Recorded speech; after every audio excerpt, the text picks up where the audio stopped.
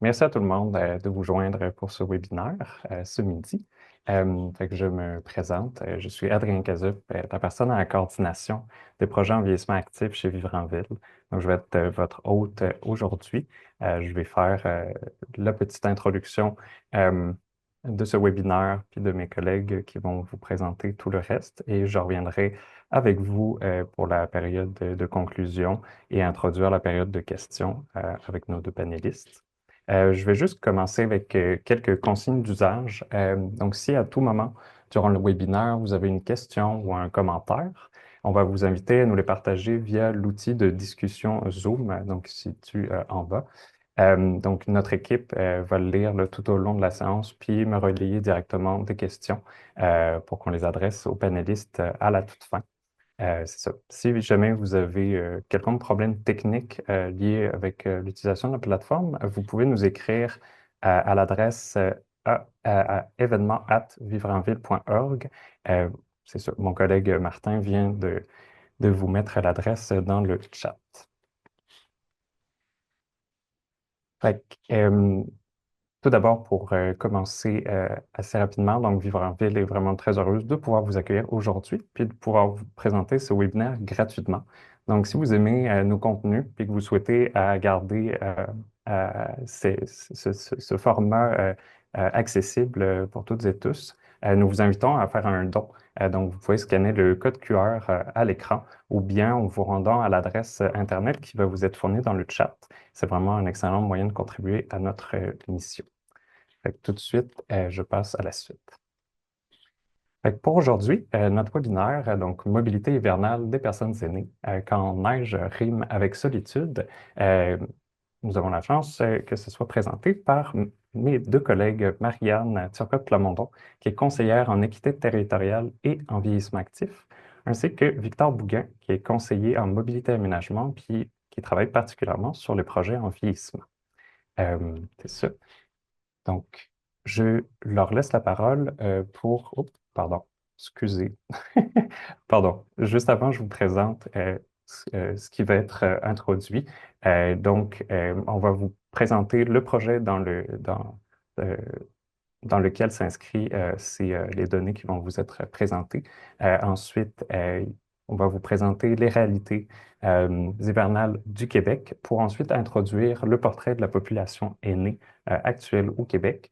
Et enfin, le cœur de notre sujet aujourd'hui, de connaître les perceptions des personnes aînées en hiver au niveau de la mobilité, mais aussi de comprendre leurs habitudes. Fait que sans plus tarder, je laisse la parole à mes collègues. Merci beaucoup, Adrien. Bonjour tout le monde. Merci beaucoup de vous être joint à nous. Donc effectivement, je vais commencer par vous présenter le projet dans lequel s'inscrit un peu toute cette recherche, toutes les connaissances qu'on a accumulées pour vous présenter aujourd'hui. Donc le projet s'appelle Ville d'hiver pour les personnes aînées, qu'on a mené à partir de 2021. Puis l'objectif, donc à ce moment-là, c'était vraiment de sensibiliser les municipalités à l'importance de réaliser un entretien sécuritaire des infrastructures piétonnières en saison hivernale. Donc pour ça, on a eu plusieurs activités pour engranger des connaissances. Donc premièrement, on a mené des entretiens avec des experts du milieu, donc à la fois du monde académique, de la santé publique, de municipalités aussi. Donc vraiment pour se faire un peu une idée de ce qui existait à ce moment-là. On a aussi fait une revue de littérature, donc de sources académiques ou de littérature grise, pour un peu savoir ce qui s'en disait dans la littérature. Ensuite, on a aussi fait un sondage auprès des personnes aînées, donc de 65 ans et plus. On a contacté pas mal d'organismes communautaires pour nous aider dans la diffusion. Puis on a obtenu à peu près 1200 réponses de répondants de partout au Québec. Donc ça, c'était vraiment plus pour savoir ce qu'étaient les plus gros enjeux, les plus gros défis des personnes aînées en hiver, pour après se faire un petit peu une idée de sur quoi creuser, puis comment y remédier. Et enfin, on a aussi parlé avec plusieurs municipalités. On a eu trois groupes de discussion avec 10 municipalités au total de tailles différentes. Donc, trois groupes pour les différentes tailles, donc des petites municipalités, des moyennes municipalités, puis des grandes villes. On a aussi fait des entrevues avec des responsables du déneigement pour avoir vraiment leur point de vue sur l'entretien. Et on a fait des marches exploratoires avec des personnes aînées dans trois municipalités. En plus de ça, ma collègue Marianne et moi, on est aussi allés sur le terrain en hiver, donc dans différentes situations, avant des tempêtes, après des tempêtes de neige, pour voir un petit peu comment est-ce que l'entretien prenait place. Donc ça, c'était pour la première partie. Puis ça a résulté en une belle publication, donc des villes d'hiver pour les personnes aînées que vous pouvez consulter gratuitement sur Carrefour. Donc vous avez le code QR ici que vous pouvez balayer pour y accéder. Euh, voilà. Puis maintenant, là, on est rendu à une deuxième phase de ce projet-là. Donc là, l'objectif, ça va vraiment être d'améliorer l'aménagement et l'entretien hivernal des infrastructures piétonnes pour encourager un mode de vie physiquement actif et la participation sociale des personnes aînées en toute saison. Donc ça s'inscrit vraiment dans la suite. Là encore une fois, on va avoir des entrevues avec des experts, donc à la fois du déneigement, mais aussi des professionnels de l'aménagement. Puis le but vraiment, ça va être de créer un lien entre ces deux services-là pour que bah, les aménagements et l'entretien soient le plus sécuritaires et le plus confortables pour tout le monde, notamment les personnes aînées. On va aussi continuer les marches exploratoires. On en a 5 qui sont prévues cet hiver dans ce projet-là. Puis ces marches-là vont pouvoir nous permettre de créer un outil, en fait une trousse à outils, qui va être vraiment destinée pour les municipalités pour que, à leur tour, elles puissent mener des marches exploratoires sur leur territoire avec des personnes aînées ou tout autre public. En fait, ça va être un outil qui va vraiment pouvoir être réutilisé à leur guise par les municipalités. Et ensuite, on a aussi plusieurs autres publications. Donc, on a un article qui va s'en venir justement, donc encore une fois, sur la même thématique de la mobilité pour les personnes aînées en hiver. Un répertoire sommaire de la machinerie hivernale aussi, qui va plus être destiné au service de l'aménagement pour savoir un petit peu ce qui existe en termes de machinerie. Puis, encore une fois, dans l'idée de mieux se comprendre entre différents services. Et enfin, un dossier spécial hiver sur le Carrefour, sur notre site Carrefour, qui donc les dossiers spéciaux, c'est là où on va retrouver donc toute une même thématique de publication. Donc on en aura une spécialement sur l'hiver. Donc maintenant, je vais vous parler un petit peu plus du contexte dans lequel on va s'inscrire ici. Donc les différents hivers qu'on peut trouver au Québec. Donc effectivement, de partout dans la province, on connaît vraiment une saison hivernale, sauf qu'il va s'exprimer différemment selon où est-ce qu'on se trouve. Donc dans la publication Ville d'hiver, que vous pouvez consulter aussi ici, on a identifié 5 types d'hiver. Donc on a premièrement l'hiver mouillé, donc qui est plus à Gatineau et Montréal, qui va s'exprimer par de plus grandes précipitations, notamment de pluie avec plus de cycles de gel-dégel. Ensuite, on a l'hiver laurentien qui est plus à Québec et Baie-Saint-Paul, où là, il va faire un petit peu plus froid, puis il y a un petit peu plus de précipitations de neige. Ensuite, on aura l'hiver maritime qui est plus bah, tout ce qui est la Gaspésie, puis la Haute-Côte-Nord. Puis, donc ici, ça va s'exprimer par des températures encore plus froides et un petit peu plus de précipitations. Ensuite, on a l'hiver boréal qui va plus être au niveau du Saguenay-Lac-Saint-Jean, où là, on a vraiment des températures vraiment beaucoup plus froides. Et enfin, l'hiver nordique, où là, on a des plus grandes températures, mais aussi beaucoup plus grandes périodes d'obscurité pendant la journée, donc qu'il faut prendre en compte. Donc, je vais vous présenter maintenant quelques petits obstacles qu'on peut retrouver en hiver. Puis après, ça va nous permettre enfin, de vraiment mieux illustrer pour pouvoir passer aux exemples et au vécu des personnes aînées. Donc parfois, on a des trottoirs qui vont être vraiment enneigés ou glacés. Donc à ce moment-là, ils vont être beaucoup plus impraticables parce que la surface devient plus inégale et ça va être plus difficile pour les personnes de circuler dessus. On a aussi parfois des accumulations d'eau. Je pense que vous avez tous déjà eu l'expérience d'arriver à une intersection puis de voir ces immenses flaques pour pouvoir traverser. Donc on peut s'imaginer qu'une personne qui a moins d'équilibre ou qui a une marchette, par exemple, va avoir plus de mal à traverser ces accumulations d'eau. On a aussi des bateaux de trottoir ou des plaques podotactiles qui vont être recouvertes, soit de neige, soit de glace. Puis à ce moment-là, ben, en fait, enfin, les plaques podotactiles vont devenir complètement obsolètes, puisqu'on va plus avoir la même sensibilité dans les pieds. Et donc, ben, ça va être beaucoup plus compliqué pour les personnes qui ont des limitations visuelles. On a aussi certains aménagements, certains éléments qui vont devenir inaccessibles, comme les îlots refuges par exemple.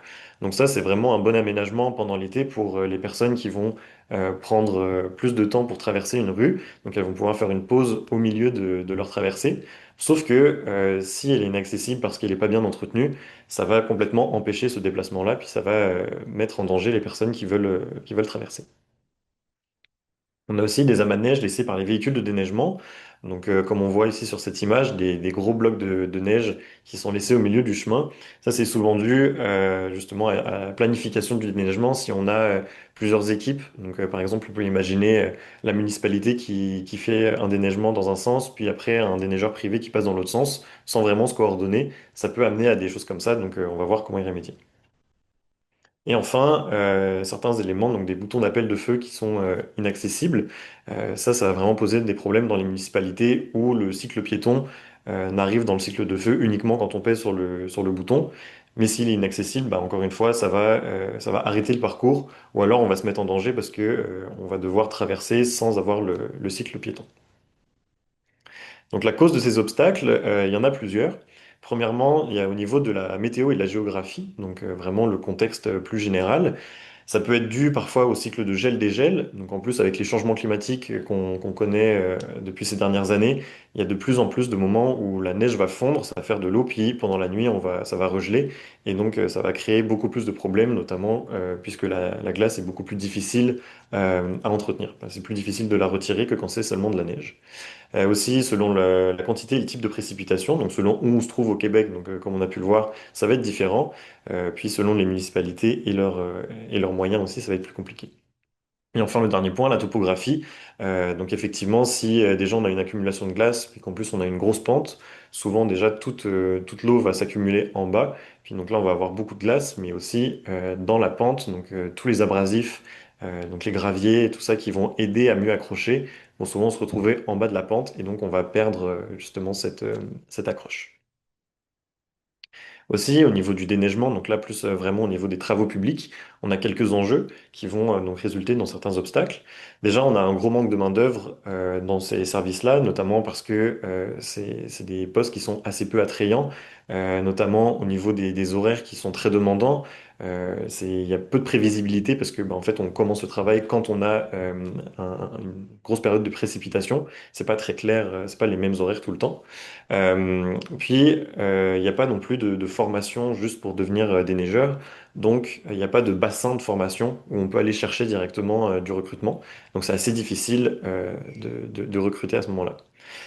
Et aussi, on a un équipement qui est parfois insuffisant ou inadapté. Donc, pareil, les équipements de déneigement, ça coûte cher. Et donc, c'est pas possible à chaque année d'avoir les dernières machineries qui correspondent à nos aménagements. Donc, en général, les municipalités essayent de faire au mieux, mais parfois avec des nouveaux aménagements qui existent, ça va pas toujours être le plus adapté. Donc, ça va prendre soit plus de temps, soit ça va être plus difficile à déneiger. Et donc, le service, ça va se voir au final. Et enfin, donc on a certains aménagements qui vont compliquer le déneigement ou parfois le faciliter, dépendamment comment c'est fait. On peut penser par exemple au bateau de trottoir, donc tous les abaissements comme on a pu voir, et aussi le mobilier urbain qui peut parfois être mal placé. Donc s'il est vraiment plus dans le chemin, ça va prendre plus de place, puis à ce moment-là, les chenillettes par exemple pourront plus passer, plus circuler normalement. Donc soit on va devoir retirer le mobilier, soit parfois il va être abîmé puisque les machineries peuvent taper dedans, puis ça va causer des bris. Donc maintenant, je vais laisser Marianne nous parler des personnes aînées. Parfait, merci Victor. Donc, pour faire le lien entre l'hiver et la mobilité active des personnes de 65 ans et plus, je vais vous présenter quelques éléments de contexte sur la population aînée au Québec. Donc, je pense pas que je vais surprendre personne en vous disant que la population québécoise vieillit. Donc, déjà en 2011, on avait la population aînée composait 16% de la population totale. On a l'Institut statistique du Québec qui prévoit que cette part-là va augmenter à 22% en 2026 et à 27% en 2061. Donc, on a un autre fait intéressant, c'est en fait l'évolution des sous-groupes d'âge dans la population aînée. Donc, de manière générale, on va diviser cette population-là en trois groupes. Donc, les personnes de 65 à 74 ans, les personnes de 75 à 84 ans et les personnes de 85 ans et plus, parce que ça permet d'adopter une lunette qui est plus fine en fonction des différentes réalités et puis des contextes de vie qui vont être assez différents entre ces trois groupes. Donc, ce graphique ici nous indique que non seulement il va y avoir de plus en plus de personnes aînées dans les années à venir, mais qu'en plus, les individus vont être de plus en plus âgés, étant donné que c'est le groupe des 85 ans et plus qui va connaître l'augmentation la plus importante. Donc, mis à part les sous-groupes d'âge auxquels on appartient, il va y avoir plusieurs facteurs socio-identitaires qui vont façonner l'expérience du vieillissement, puis qui vont faire en sorte que cette période de vie-là va être vécue de manière très différente d'une personne à l'autre. On pense par exemple au niveau de scolarité, au niveau de revenus, au lieu de résidence, au genre, au statut d'immigration, là. Donc des facteurs qui influencent, il y en a de toutes sortes. Donc, même si les personnes aînées forment un groupe qui est très hétérogène, il y a quand même certaines réalités qui sont généralement partagées chez les personnes aînées, notamment en matière là, de tendances en santé. Donc, de ce côté-là, on constate, entre autres, une augmentation de la multimorbidité. Donc, ça, c'est le fait d'avoir deux maladies chroniques en même temps. On a aussi une hausse de la polypharmacie, donc le fait de consommer au moins 5 médicaments. Puis, au sujet de ces deux phénomènes-là, en fait, ils peuvent être un frein à la mobilité active parce qu'on a certains médicaments qui peuvent causer des problèmes d'équilibre puis augmenter les risques de chute. Donc, ça peut être moins tentant là, de marcher régulièrement pour faire nos déplacements. Ensuite, on observe aussi une augmentation de l'utilisation des aides techniques. Donc, une aide technique, c'est un objet qui va venir faciliter l'exécution d'une tâche ou d'une action au quotidien. Puis, des aides techniques, il y en a de toutes sortes pour différentes tâches, justement, mais il y en a qui sont spécialisées pour les déplacements, comme les déambulateurs ou les cannes, là, par exemple. Donc, ces objets-là, quand on les utilise à l'extérieur de chez soi, mais ils peuvent poser des défis parce qu'on ne contrôle pas l'environnement extérieur. Donc, contourner un trou d'eau ou enjamber un banc de neige avec un déambulateur, mais c'est juste pas possible. Et enfin, comme dernière tendance, on constate des taux d'incapacité qui vont aussi là, augmenter avec l'âge. Donc, une incapacité, c'est une situation qui soit physique, morphologique ou cognitive qui va venir empêcher une personne de réaliser certaines tâches ou activités là, sans avoir recours à une aide technique. Donc, ce qu'on peut voir sur la diapo, c'est que autant en matière de cognition, de vision, d'audition que de mobilité, les taux d'incapacité vont être plus importants chez les personnes de 75 ans et plus par rapport à celles de 65 à 74 ans. Puis il faut noter là, que toutes ces incapacités-là peuvent être un frein également là, à la mobilité active. On a une autre situation en matière de santé qui va être liée au vieillissement, là, qui est pertinente à aborder aujourd'hui, puis c'est le risque de déconditionnement. Donc, le déconditionnement, ça décrit l'ensemble des conséquences, qu'elles soient physiques, mentales, sociales, qui vont être liées à une période d'inactivité, de sédentarité ou de sous-stimulation intellectuelle et sociale. Puis, les conséquences là, peuvent être assez larges. Donc, on parle là, de perte d'autonomie, de perte de masse musculaire, de troubles d'équilibre, de diminution des capacités cardiovasculaires, même de dégradation de la mémoire ou d'augmentation là, de la confusion. Donc, ces conséquences-là ils peuvent être réversibles une fois que la période d'inactivité ou de sous-stimulation prend fin, mais ce n'est pas nécessairement garanti qu'on puisse revenir au niveau initial de nos capacités là, d'avant. L'hiver, en fait, c'est une période qui va être assez propice au déconditionnement. Donc, on a beaucoup de personnes aînées qui vont devoir se poser la question à savoir si elles vont prendre le risque de sortir dehors. Donc, si une personne aînée choisit régulièrement de ne pas sortir, ben, elle va effectivement ne pas s'exposer à différents risques de chute, de collision avec des véhicules ou même de complications liées au froid. Puis ça, on va y revenir, là, ces trois conséquences-là, dans quelques instants. Mais la personne va aussi s'exposer à plus de risques de sédentarité ou d'isolement social, ce qui peut en soi le mener à du déconditionnement. Si la personne choisit de sortir, mais que le réseau de trottoirs et d'intersections est plutôt glacé puis enneigé, ben, elle va s'exposer à différents risques de chute, mais aussi de blessures et à la période de convalescence qui en suit si jamais elle chute, justement. Puis, ben, tout ça, ça peut aussi mener à du déconditionnement. Donc, par contre, on a un troisième cas de figure ici, c'est que si l'entretien du réseau de déplacement permet des déplacements qui sont sécuritaires et confortables, ben à ce moment-là, ça va favoriser un vieillissement actif. Donc ici, en employant l'expression vieillissement actif, je ne fais pas référence au fait de pratiquer une activité physique. Je parle plutôt du processus qui vise à favoriser et augmenter la qualité de vie durant la vieillesse.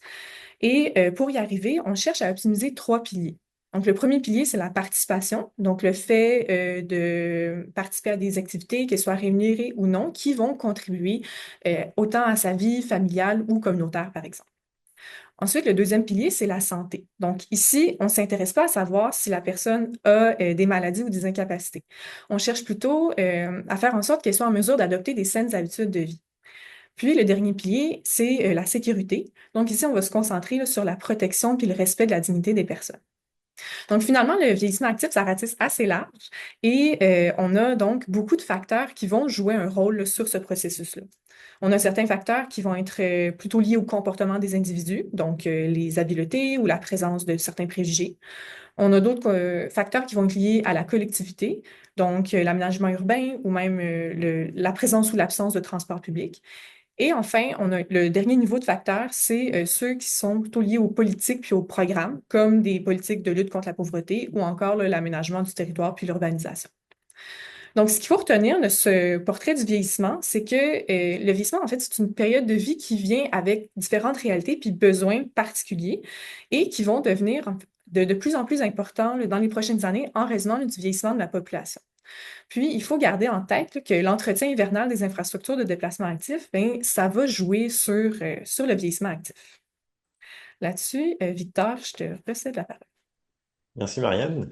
Donc effectivement, je vais vous parler maintenant plus des perceptions et des craintes donc des personnes aînées face à l'hiver. Donc la première crainte, ça va être la peur du froid. Donc elle va être causée déjà par la diminution de la perception du froid. Donc avec le vieillissement physionomique normal, on va avoir moins de sensibilité justement au changement de température, puis on va pas se rendre compte qu'on va avoir froid. Puis ça peut causer après des engelures. Aussi, il va y avoir, ça va être plus difficile, encore une fois par le vieillissement, de maintenir une température corporelle qui est assez élevée. Donc ça après, ça va avoir plusieurs conséquences. Euh, Ça va être l'apparition plus rapide de ces conséquences-là. Donc effectivement, comme on a moins de maintien de température, bah, ça va arriver plus vite. Puis aussi, les symptômes préexistants vont s'aggraver. Et donc ça va devenir plus difficile après de se rétablir. On a par exemple une personne là, qui a répondu au sondage. Donc en fait, toutes les citations que vous allez voir dans cette partie-là sortent du sondage qu'on avait mené. Une personne qui nous dit qu'elle est asthmatique au froid, au vent et à l'humidité, puis elle a une interdiction médicale d'être en dehors de manière prolongée en hiver en bas de -12 et pas du tout en bas de -15. Donc on peut très vite comprendre à quel point ça va limiter ses déplacements pendant toute la saison hivernale. Et donc à ce moment-là, il va falloir penser à certains d'autres moyens d'avoir accès à des services et aussi à une stimulation sociale sans avoir à s'exposer justement au froid. On a aussi donc la peur de chuter. Donc là, les causes, elles sont vraiment diverses puis très faciles à comprendre. Ça va être les conditions hivernales et les intempéries, notamment les pluies verglaçantes, par exemple, qui vont causer des grandes plaques de glace sur les trottoirs. On peut notamment voir ici sur la photo, entre la grande flaque d'eau puis tout le reste du trottoir qui est complètement glacé. C'est vraiment impraticable, notamment pour les personnes qui n'ont pas de limitation. Donc on peut imaginer des personnes, encore une fois, qui ont manque d'équilibre, qui ont plus de difficultés à discerner les reliefs puis les différentes surfaces, ça devient vraiment un moment très dangereux pour circuler. Puis aussi les différentes conditions de santé. Marianne nous parlait de différentes maladies chroniques, donc la multimorbidité ou alors la polypharmacie, d'avoir plusieurs médicaments. Ben ça peut, avec les effets secondaires, ça peut causer de l'étourdissement par exemple ou avoir moins d'équilibre. Et donc ça peut mener donc, à des chutes. Puis après, ça va être plus difficile de se relever. Les conséquences, déjà, ça va être des blessures physiques, puisqu'en général, une personne aînée, quand elle chute, ça va être des conséquences plus graves. Donc, il peut vraiment y avoir des blessures qui peuvent mener à des hospitalisations.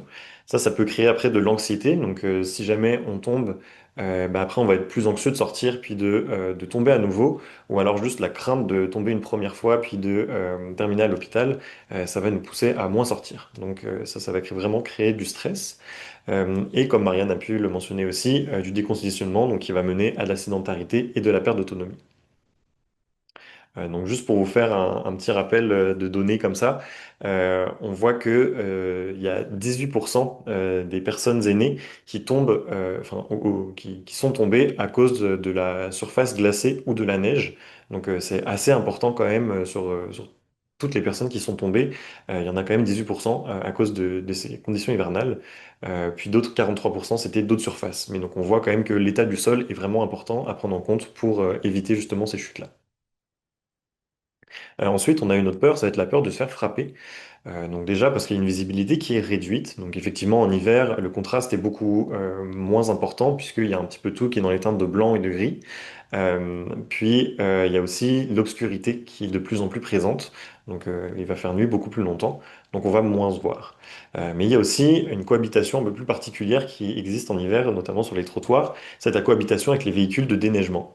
Donc effectivement, on n'est pas vraiment habitué à avoir des véhicules qui circulent très vite parce qu'on attend d'eux qu'ils soient très efficaces et qu'ils libèrent les trottoirs assez rapidement. Donc en général, c'est des véhicules qui vont assez vite. Mais seulement si on n'arrive pas à les entendre ou à les voir, bah, ça va vraiment poser des problèmes. Donc pour les personnes qui ont des limitations soit visuelles ou auditives, ça va être assez compliqué de voir ça. Donc c'est vraiment quelque chose à prendre en compte à la fois pour les personnes quand elles sortent, mais aussi pour les personnes, les opérateurs de déneigement qui doivent faire attention à ça. Donc les conséquences à ce moment-là, ça va être un sentiment d'insécurité qui est accru et aussi un risque de collision. Donc parfois, on va devoir s'habituer. Marianne nous parlera des changements d'habitude plus tard. On rappelle aussi d'ailleurs que près de la moitié des piétons qui sont happés mortellement sont âgés de plus de 65 ans, alors qu'on a pu voir au début qu'ils représentent à peu près 20% de la population.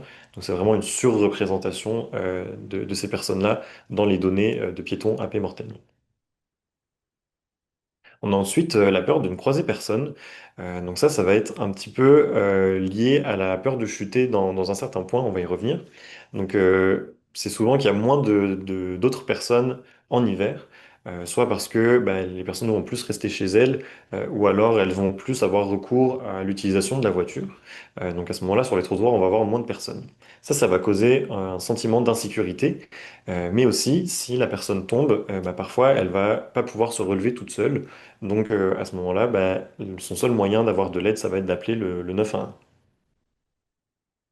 Euh, donc ça, on a une personne là qui nous dit que elle a des prothèses à la hanche, elle manque d'équilibre sur la glace, même avec des crampons et une canne, et donc si elle tombe, elle peut pas se relever. On a aussi la peur d'avoir nulle part où s'asseoir. Donc ça, si on a une municipalité qui est très bien aménagée, qui a plein de bancs en temps normal en été, parfois ça peut quand même poser problème puisque si ces bancs-là ne sont pas déneigés, ils vont quand même pas être accessibles en hiver. Parfois aussi, comme j'ai pu le mentionner, ils peuvent être retirés pour éviter d'être brisés par la machinerie. Euh, ou alors parfois ils sont simplement inaccessibles comme on peut voir sur la photo. Les bancs sont bien déneigés, sauf que le trottoir en avant est vraiment pas praticable. On a une grosse couche de glace, donc ça peut être très dangereux d'essayer de s'y rendre. Donc à ce moment-là, ils sont pas accessibles. Le dernier point ici, c'est absent des entrées de commerce. Ça, c'est pour les personnes qui ont des crampons, par exemple. Si elles rentrent dans un commerce qui a du carrelage, ça va devenir très très glissant à l'intérieur. Donc c'est très dangereux de continuer d'utiliser ces crampons à l'intérieur. Mais seulement, il y a beaucoup de personnes qui n'arrivent pas à les retirer en étant debout. Donc le point important, c'est d'avoir une place où s'asseoir à l'entrée des commerces pour pouvoir mettre ces crampons et les retirer. Donc les conséquences ici, ça va être d'avoir l'impossibilité de prendre des pauses. Donc on a des personnes, en fait on considère que à partir du moment où on n'arrive pas à faire 400 mètres sans avoir à se reposer, on a des incapacités de mobilité. Donc c'est d'où l'importance d'avoir des bancs à intervalles très réguliers sur les parcours. Donc si il faut qu'ils soient présents, il faut aussi qu'ils soient déneigés, sinon on perd complètement l'utilité en hiver. Et enfin, la dernière peur, c'est la peur de ne pas avoir accès à des toilettes. Donc ça, encore une fois, ça va être avec le vieillissement physiologique, mais aussi la médication. On va avoir plus de besoin de se rendre à des toilettes. Sauf que déjà en été, la présence est assez limitée, mais en plus en hiver, avec notamment la fermeture de chalets de parc, par exemple, on va en avoir encore moins. Ça, ce qui va poser problème, c'est que c'est vraiment un frein à la participation sociale, parce que il y a des personnes qui se disent, bah, si je sais que je ne vais pas avoir accès à des toilettes, bah, je vais simplement pas prendre le risque de faire ce trajet-là et donc ne pas sortir et courir le risque de tomber en déconditionnement. Donc on a vraiment des personnes qui nous ont dit que parfois elles raccourcissent leur trajet ou alors même qu'elles ne font pas du tout de trajet pour éviter ça. C'est une personne qui nous dit qu'elle limite vraiment ses déplacements à cause du manque de salle de bain. Donc Marianne, à toi la parole. Merci, Victor. Toutes ces craintes-là qui sont générées par l'hiver ben, peuvent inciter les personnes à adapter leurs habitudes durant la saison dans le but de venir limiter les risques puis réduire là, les différents inconforts. Donc, comme premier changement d'habitude en hiver, ben, en fait, l'hiver peut provoquer certains changements dans la routine, dans le but vraiment de venir privilégier certains moments pour sortir, puis d'éviter d'être à l'extérieur durant d'autres situations.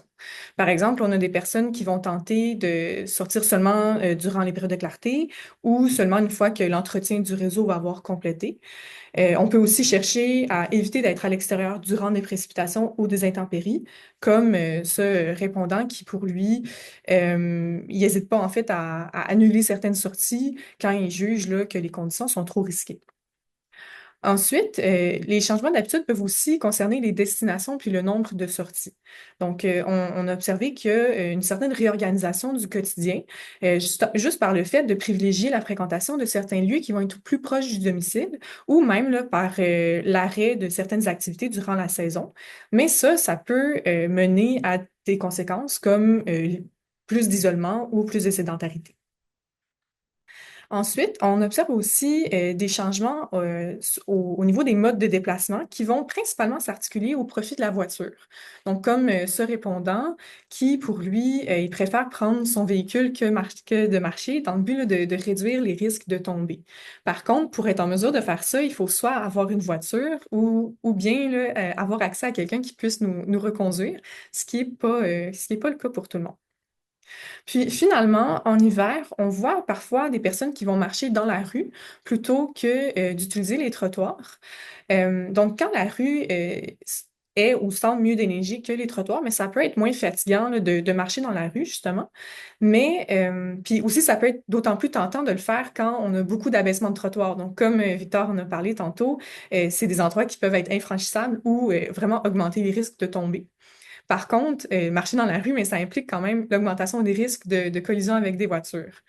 Donc, sur la photo ici, on voit que le trottoir est en fait une grande plaque de glace, donc qui n'est pas praticable. Mais dans la rue, on voit qu'il y a un camion qui s'en vient dans l'autre direction. Donc, finalement, dans cette situation-ci, les piétons n'ont pas accès à un espace sécuritaire là, qui puisse leur être réservé. Adrien, je te cède la parole pour la conclusion. Oui, merci beaucoup, Marianne et Victor, pour cette présentation. Fait que une rapide conclusion sur les grands points qu'on vient de voir aujourd'hui. Parce qu'on en retient vraiment, c'est qu'il y a vraiment une réalité très diverse. Il y a des réalités très diverses. Chez les personnes aînées, il y en a autant qu'il y a des personnes aînées. C'est ça, autant au niveau des conditions de santé que des enjeux de mobilité. Puis ça, face à l'hiver, c'est sûr que en saison hivernale, les personnes aînées, selon leurs conditions aussi, leur réalité, vont favoriser des changements d'habitude, comme on vient de le voir juste avant avec Marianne. Puis ces changements d'habitude, malheureusement, présentent beaucoup de risques au niveau du déconditionnement, donc qui augmente là en cette saison hivernale. Qui est favorisé par l'augmentation donc de l'isolation, pardon, de l'isolement et de la sédentarité, fait qu'avec tous les enjeux que ça peut causer. Je vois une question là, qui vient d'apparaître, quelles sont les pistes de solutions? Mais c'est parfait, ça tombe exactement au bon moment. Justement, nous vous invitons, pardon, nous vous invitons à notre prochain webinaire le 21 janvier prochain. Même formule, gratuite aussi. On vous invite à scanner le code QR ou sinon à regarder dans nos prochaines infolettres. Il y aura toutes les informations pour les inscriptions. Dans lequel on va vous parler aussi ben, des pistes de solutions au niveau de l'aménagement puis de l'entretien, justement pour venir favoriser le vieillissement actif dont on parlait, puis donc de contrer les risques de déconditionnement chez les personnes aînées. Donc, nous arrivons à la fin. Euh, on va ouvrir la période d'échange avec nos deux panélistes. Je vais arrêter de partager mon écran. Parfait. Fait que, nous vous invitons, comme je vous disais en tout début, d'aller dans l'outil de discussion Zoom puis de poser vos questions. Notre équipe là, va se charger de me faire le relais. Je vais voir, on en a sûrement déjà une. Oui, on a déjà une question. Fait qu'hésitez pas, on commence tout de suite. Fait qu'une question excusez, j'arrive juste pas bien à voir mon propre écran. Oui, parfait. Une personne qui nous demande, est-ce qu'il y a quelque chose qu'on peut faire pour la fonte des bandes de neige sur des bandes glacées sur les trottoirs?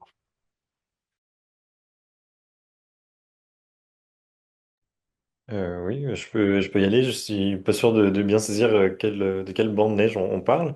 Mais dès qu'il y a justement une accumulation de neige, déjà, ça va être de le retirer plus mécaniquement en fait avec des machineries. Parce que s'il y a trop de neige, trop d'épaisseur de neige, en fait, on va pas réussir à la faire fondre. Mais après, c'est vraiment le reste de dépôt qui y a au sol que là, on va pouvoir faire fondre en mettant donc un mélange d'abrasif et de sel.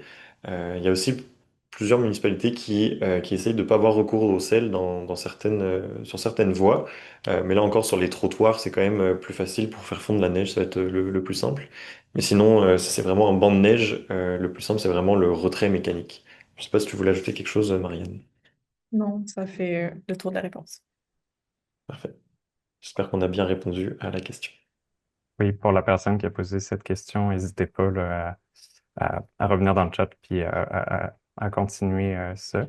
Euh, si vous voulez plus de précision, n'hésitez pas à nouveau si vous avez d'autres questions. Donc, je vois dans le chat une personne de la Gaspésie. Avez-vous des exemples de pays nordiques qui ont des modalités gagnantes au niveau de la mobilité hivernale? Je peux peut-être commencer, Victor, tu compléteras. Faut quand même faire attention avec la comparaison avec les pays nordiques, étant donné que souvent ces secteurs-là vont avoir des hivers qui sont assez différents des nôtres. Donc, des hivers qui sont très avec beaucoup de neige puis peu de cycles de gel-dégel. Donc, ça permet de mettre en place certaines techniques d'entretien qui vont être pas nécessairement disponibles ici.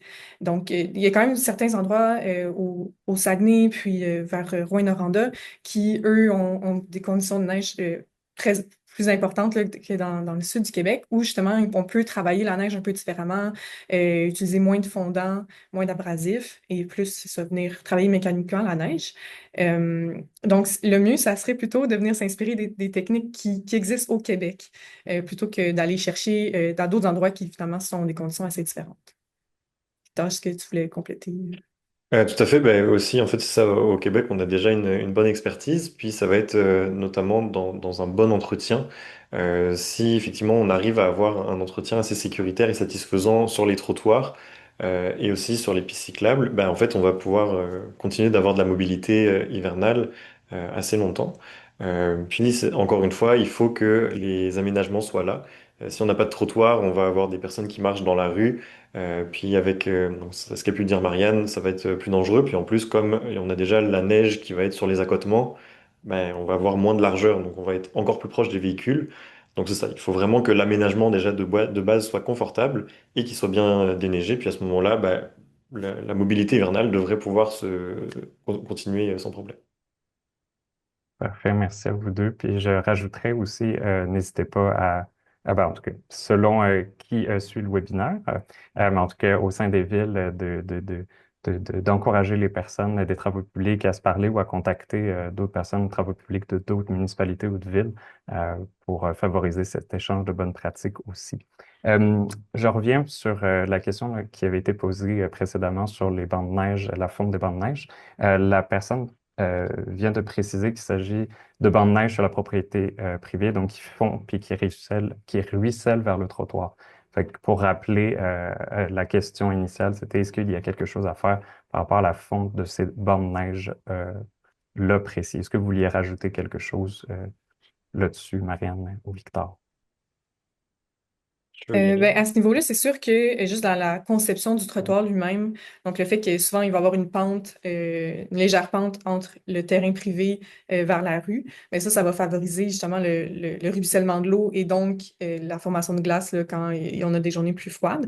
Donc, j'imagine qu'il faudrait peut-être voir du côté de l'entretien continu. Donc, si on sait qu'il y a des secteurs où c'est très où on a souvent Non, on a souvent ce genre de plaque de glace qui apparaît, de venir faire ça, de l'entretien continu, peut-être rajouter des abrasifs ou venir casser la glace avec certains équipements.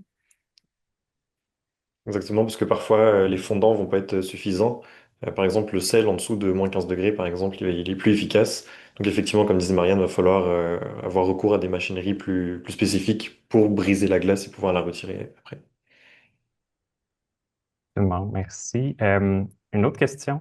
Donc là, c'est bien, là, les questions commencent un peu plus à rentrer. Est-ce que, il existe des techniques, ben, en fait, est-ce que les techniques actuelles, pardon, au Québec, répondent à la réalité des personnes aînées en termes d'enjeux de mobilité?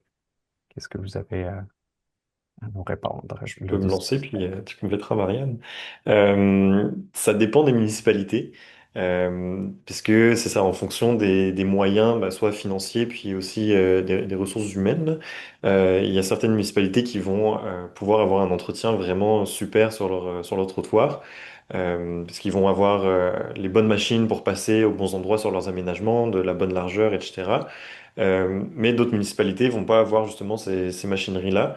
Donc ça va être plus compliqué. Et aussi, c'est ça en fonction de ce qui est mis dans la politique de déneigement. Donc est-ce qu'on veut que ce soit complètement au béton sur le trottoir ou alors si ça va de laisser 1 centimètre de neige, ça c'est sûr que ça va jouer sur la mobilité des personnes aînées. Donc ça va vraiment dépendre des municipalités. Euh, c'est ça. Si Marianne, tu veux rajouter? Oui, je rajouterais même que la sensibilité est de plus en plus présente en matière là, pour répondre aux besoins des personnes aînées, là, parmi toutes les personnes à qui on a parlé. Justement, là, l'idée de vouloir vraiment intégrer l'entretien pour favoriser les déplacements actifs l'hiver, c'est vraiment de plus en plus présent, là. Donc, je pense qu'on est dans une bonne période là, pour l'amélioration des conditions. Oui, effectivement. Une autre question qui est assez liée à ça finalement. On nous demande, est-ce que le contenu de cette présentation a été partagé ou considéré par les municipalités qui sont reconnues Ville Amie des Aînés au Québec, appelée MADA, fait que, Municipalité Amie des Aînés? Euh, je peux peut-être commencer à répondre par ça. Oui et non, dans le sens que l'outil dont on vous parlait, Ville d'hiver, la publication dont on vous parlait au tout début, Ville d'hiver pour les personnes aînées, qui est un premier guide avec certaines pistes de solutions, est disponible là, gratuitement sur notre site web, puis a été partagé par différentes municipalités. Mais c'est pas quelque chose qui a été intégré à même le programme, si c'est peut-être ça votre question. J'invite la personne d'ailleurs qui a posé cette question à peut-être apporter certains éléments de précision par rapport à sa question. Je laisserai aussi Victor et Marianne agrémenter ma réponse. Donc oui, effectivement, on a déjà ce guide. Puis aussi, on a donné quand même plusieurs fois des présentations durant des événements où il y avait donc plusieurs municipalités. Donc il y a quand même plusieurs municipalités MADA effectivement qui ont reçu l'information, mais on ne pourra pas dire que toutes l'ont eu. Effectivement, on a essayé de le partager au plus possible, mais effectivement, il y a certaines municipalités qui ont pu ne pas avoir l'information. Oui, en effet. Marianne, j'imagine que ça faisait le tour aussi pour toi. Oui. Super. Oui, effectivement. Puis on vous invite vous-même aussi, selon quel est votre rôle, si vous travaillez dans une municipalité ou non, à partager ça directement, soit avec vos collègues ou auprès de différents comités, notamment lors de consultations, de participation, d'événements de participation publique. Voilà. D'ailleurs, peut-être, Marianne ou Victor, est-ce que vous voulez partager le lien vers notre publication, là, même si elle peut être accessible via la présentation? On va vous le mettre dans le chat pour que vous puissiez y avoir accès tout de suite. C'est une publication gratuite, c'est ça, consultable et téléchargeable au format PDF gratuitement. Une autre question qui nous a été posée, est-ce que certaines villes augmentent le temps de traverse pour les personnes piétonnes en hiver? Ça, c'est une très bonne question. Je vais laisser mes collègues répondre à ça. Malheureusement, on ne connaît pas de cas de figure d'endroits qui font ça. On imagine, ben, on sait que les temps de traverse sont généralement très courts, voire trop courts, même en été. Et comme souvent, ben, les déplacements sont plus lents, un peu plus lents en hiver pour tout le monde, ben, ça serait effectivement quelque chose à considérer. Mais juste rallonger le temps de traverse en général, peu importe la saison, c'est quelque chose qui pourrait être vraiment positif là, pour tout le monde, notamment les personnes âgées. C'est exactement pas besoin d'avoir deux temps différents. Déjà, le rallonger tout le temps, ça peut vraiment grandement aider tout le monde. Puis pas seulement les personnes aînées, là, on peut penser les enfants, personnes avec des poussettes, même une personne qui a des béquilles juste temporairement. Ça peut vraiment aider tout le monde. Donc, effectivement, à l'année longue, ça poserait pas de problème d'allonger le temps de traverse. Oui, effectivement. Puis j'en profiterai pour nommer l'excellent travail euh, que nos amis de l'organisme Piéton Québec ont réalisé dans une fiche qui présente un peu les différents temps requis par différents types de personnes selon leurs âges, mais aussi leurs incapacités, si ces personnes-là en ont, qui peut permettre qu'il y ait vraiment une belle infographie très rapide et simple à comprendre, qui est basée sur des données scientifiques, donc qui permet aussi de venir sensibiliser puis de peut-être aider dans la prise de décision par rapport au temps de traverse aussi. Euh, j'ai un commentaire aussi qui a été fait par une personne participante. Au Bas-Saint-Laurent, certaines municipalités n'ont pas de place pour mettre la neige des trottoirs. Donc, ce qui fait que les trottoirs ne sont pas déneigés et donc impraticables.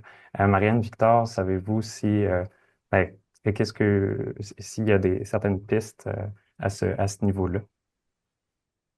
Ben, c'est sûr que pour déplacer la neige, il faut avoir un lieu là, pour venir la déposer. Puis les dépôts à neige doivent respecter certaines normes environnementales parce que la neige qu'on dépose est contaminée à cause notamment des fondants.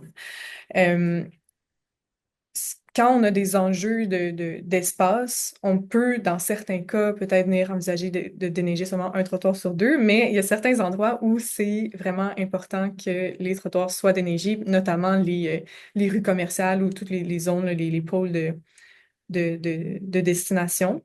À ce moment-là, ça serait de peut-être revoir un peu la politique de déneigement pour venir mettre ça en priorité. Donc, essayer de trouver des solutions pour venir avoir justement cet espace-là parce que, ben, non seulement en raison du vieillissement de la population, mais pour toutes sortes d'autres raisons, mais il faut venir encourager là, la mobilité active là, toute l'année. Victor, je ne sais pas si tu veux ajouter quelque chose. Ça fait le tour. Merci. Super, merci à vous deux. Une personne qui nous demande si on connaît la date de disponibilité donc de la trousse à outils pour les municipalités qu'on veut produire lors de cette deuxième phase là, de notre projet. Je vais vous répondre directement. Oui, ce sera à la fin de ce projet-ci, fait que plutôt pas, pas pendant cet hiver, mais plutôt en décembre, janvier, donc décembre 2026 ou janvier, février 2027, une fois que toutes les marches exploratoires ont été faites, qu'on aura pu peaufiner tous les outils en place, puis que les différentes publications ont été écrites. C'est ça, je vous invite, si c'est pas déjà fait, à vous inscrire à notre infolettre.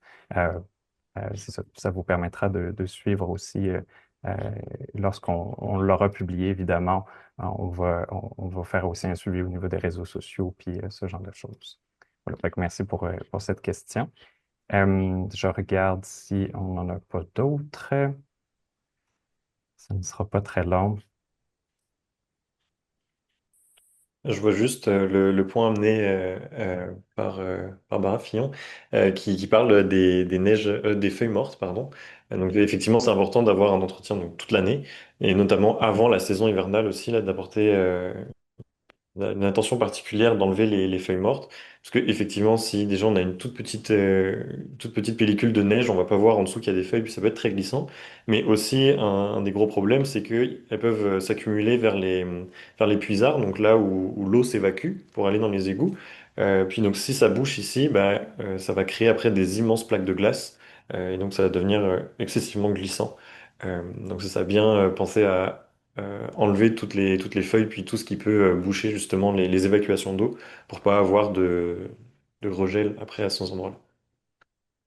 Puis, il y a des manières là, pour retirer une grande quantité de feuilles. On peut le faire à la chenillette ou au tracteur à trottoir, là. Donc, il y a vraiment des manières mécaniques et rapides là, pour le faire. Parfait, effectivement, merci pour ce rappel. Je regarde aussi ce qui peut avoir comme réaction. N'hésitez pas si vous avez d'autres questions. À nouveau, je vous encourage à vous inscrire à notre prochain webinaire. Là. Donc, comme le saviez, c'était une série de deux. Fait que le premier, on venait questionner, présenter les perceptions puis les habitudes des personnes aînées en hiver. Puis le deuxième, donc le 21 janvier, je le rappelle, qui abordera des pistes de solutions au niveau de l'aménagement et de l'entretien. Fait qu'à nouveau, je fais ce rappel-là maintenant. N'hésitez pas si vous avez d'autres questions ou commentaires. J'ai une personne, ça fait quelques minutes de ça, c'est passé un peu au travers, mais qui nous mentionnait que la réponse abordait seulement l'aspect environnemental, mais se demandait de ce qu'il en était pour l'aspect personnel, pardon, social et au niveau de la santé. Euh, J'avoue que je suis pas forcément sûr de bien comprendre, pardon, la question, fait que je demanderai à la personne, excusez, à la personne de peut-être préciser son commentaire ou sa question. Marianne, Victor, peut-être si vous vous sentez plus inspiré, je vous laisse répondre à ça. Sinon, on va attendre que la personne précise ça. Je ne me souviens pas de quelle réponse il parlait. Oui, c'est ça, effectivement. Mais peut-être que aussi ça a été répondu après au travers des différents échanges. Euh, c'est ça. Et enfin, une personne qui nous rappelle l'importance de commencer par avoir, donc, dans certaines municipalités, évidemment, là, pas toutes, mais l'importance d'avoir des trottoirs, notamment autour des zones où se concentrent le plus les personnes aînées. Ça, c'est important. D'ailleurs, je me permets de faire du pouce sur ce commentaire. Effectivement, c'est les personnes aînées, il y a des zones où elles se concentrent plus. Donc là, on peut penser, par exemple, aux résidences pour personnes aînées, ou CHSLD, bref, ce, ce, ce, ce genre de cas classique.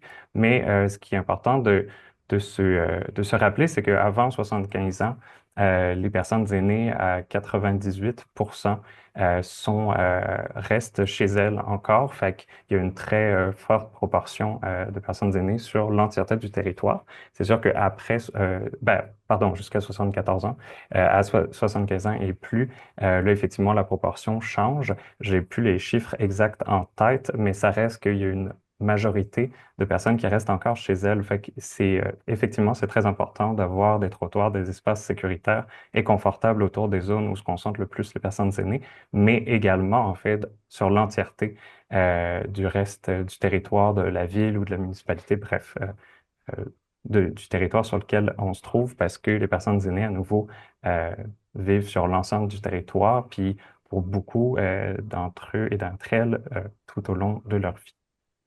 Une petite question sur... Ah oui, le lien pour le webinaire de janvier.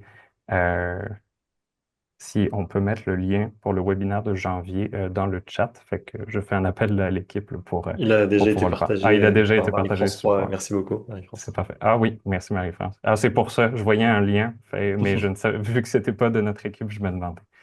C'est parfait. N'hésitez pas à aller voir là, les différents guides dont on parlait, autant de notre guide Ville d'hiver pour les personnes aînées était partagé, puis aussi le guide dont je mentionnais de Piéton Québec a été aussi partagé dans le chat. Je viens de voir qu'il y a une question qui vient d'être posée. Est-ce que des projets pilotes ont été effectués avec un trottoir drainant, euh, par exemple du béton drainant ou enrobé drainant? Cette solution pourrait-elle- pourrait possiblement pallier aux problématiques de gel-dégel. Bref, est-ce que vous avez quelque chose à répondre là-dessus, Victor ou Marianne? Moi, je n'ai pas connaissance de ça, là. J'ai pas lu là-dessus, donc je voudrais pas dire de bêtises. Je peux m'avancer. Pareil pour moi. Effectivement, mais ça pourrait être effectivement intéressant. C'est sûr que certains types d'aménagements peuvent favoriser effectivement un meilleur entretien, c'est sûr. Mais j'ai pas envie de vous divulgacher notre prochain webinaire, évidemment. Fait que ça sera pour la suite. Mais merci pour l'information, ça me donne goût de chercher un peu plus à ce sujet. Oui, 100%. Et une personne qui rappelle que la communication est importante, effectivement, du point de vue social. Pardon, oui, c'est ça. Fait que ce qui est vraiment important pour aider à réduire Pardon. Excusez, je vais prendre le temps de finir de lire et après je vous reviens dessus.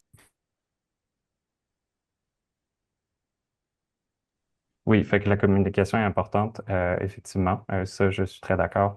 Puis c'est pour ça qu'on vous encourage vraiment en tant que municipalité ou ville ou MRC à, c'est, euh, à l'exercice des marchés exploratoires. Donc là, la trousse, comme on disait, sera disponible plus tard. Euh, donc, avec des personnes aînées, puis différentes personnes de différents services au sein de votre municipalité pour permettre de vous sensibiliser entre vous déjà, parce que des fois, on le sait très bien, surtout quand on est dans des plus grosses structures municipales, administratives, des fois, les contacts interservices se font un peu plus, de manière un peu moins fluide. Fait que ça permet d'avoir une occasion d'échange entre collègues, mais aussi avec des personnes aînées directement. Fait que de permettre de communiquer directement là-dessus. Euh, N'hésitez pas si vous avez d'autres réactions, commentaires ou questions. Jusque-là, ça ferait le tour. Donc, je nous laisse une petite minute à tout le monde. Super. On commence à avoir des remerciements. Merci beaucoup à vous pour vos bons mots. Je passerai juste quelques petites minutes juste pour des remerciements. Puis après, nous finirons cette présentation là.